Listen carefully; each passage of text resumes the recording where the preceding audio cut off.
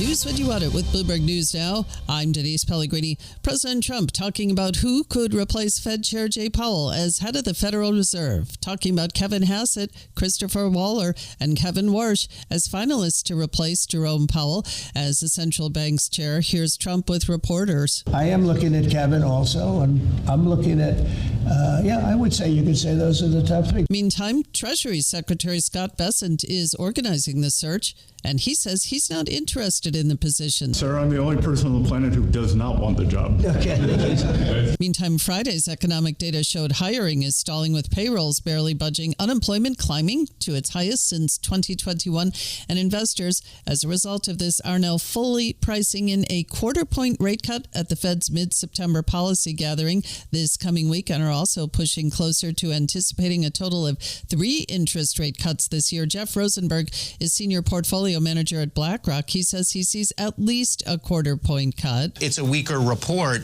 but it's a weaker report that solidifies 25, but it's really about, what's the path from here? Does this put October on the table? Does this put 50 on the table? But what it really puts on the table is a Fed that gets back in motion for cutting rates. And if the economy's not falling off a cliff, that's a pretty good combination for risk assets. And Rosenberg there on the Bloomberg Surveillance podcast, which you could download wherever you get your podcasts. South Korea's Foreign Minister Cho Hyun says he'll travel to Washington if needed over that U.S. migrant raid at a Hyundai motor manufacturing complex in Georgia, with federal agents detaining about 475 people at Hyundai Motor Manufacturing, more than 300 of them South Korean. South Korea's president emphasizing the economic activities of its companies investing in the U.S. must not be duly infringed upon.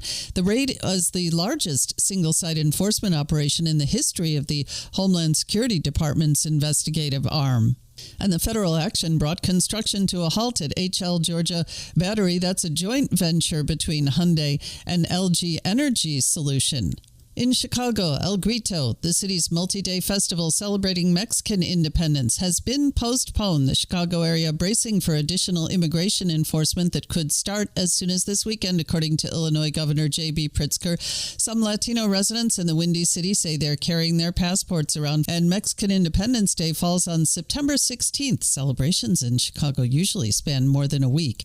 President Trump threatening a probe that could prompt fresh tariffs in response to the European Union finding Alphabet's Google over findings the company abused its dominance by giving its own ad exchanges a competitive advantage. Meantime, President Trump is exempting certain metals from his tariffs. We get details on that part of the tariff story from Bloomberg's Ed Kalegi. Under an executive order issued Friday, President Trump moved to exempt graphite, tungsten, uranium, gold bullion, and other metals from his country-based tariffs, while subjecting silicone products to the levies. The changes are set to take effect on Monday. Trump's directive could also speed implementation of bespoke trade deals between the U.S. and other countries, making it easier for Washington to lift tariffs on aircraft parts, generic pharmaceuticals, and certain products that can't be grown, mined, or naturally produced domestically. Ed Kalegi, Bloomberg Radio. Thank you, Ed.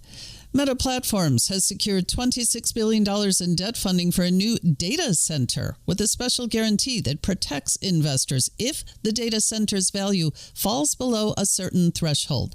The guarantee is known as a residual value guarantee. It's meant to protect investors from potential losses if Meta terminates the lease early or the data center becomes obsolete due to technical innovations. And the deal is likely to get a lot of attention from investors. New York City Mayor Eric Adams says he won't succumb to pressure to end his re-election campaign and insists he's the only candidate strong enough to beat nominee Zoran Mamdani. There's a lot of reports that I'm in Washington on Monday. Those reports are wrong. I'm not. I'll be moving throughout this city in the 5 boroughs that made me mayor in the first place.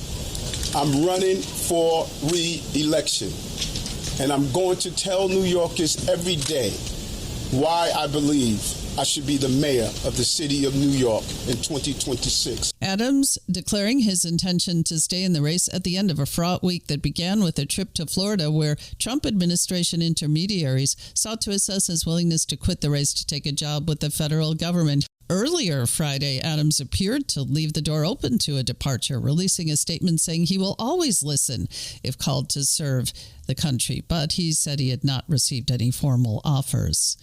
New York Times says talks have stalled between Harvard and the Trump administration. Citing multiple sources, the paper says that's partly because of a divide in the administration over whether the administration is being too favorable toward Harvard, and says some Trump advisors want to subject Harvard to an independent monitor for compliance guarantees. And that's news when you want it with Bloomberg News Now. I'm Denise Pellegrini. This is Bloomberg.